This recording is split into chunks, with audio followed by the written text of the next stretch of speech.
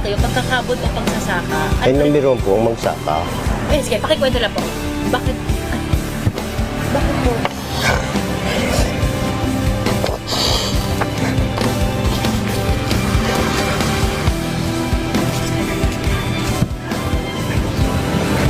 Hirap po ang buwan.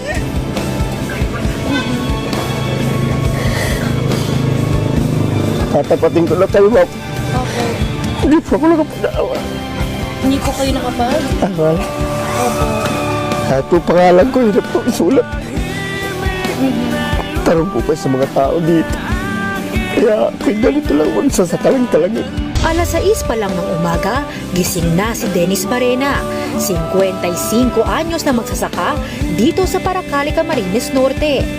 Pagkatapos mag-almusal, naghanda na siya papunta sa bukid. Naglakad si Mang Dennis na nakayapak. Pagdating sa bukid, hindi palay, kundi ginto ang kanilang aanihin. 6 silang lumusong sa putikan.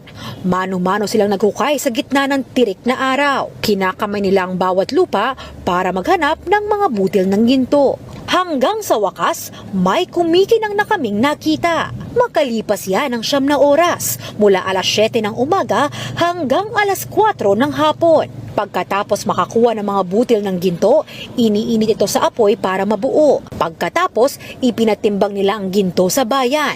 At ang halaga nito, 3,840 pesos. Paghahati-hatian niya ni Mang Dennis, ketig 548 pesos ang maiuwi ng bawat isa. Pagkatapos ng mahabang araw, naramdaman ni Mang Dennis ang pagod.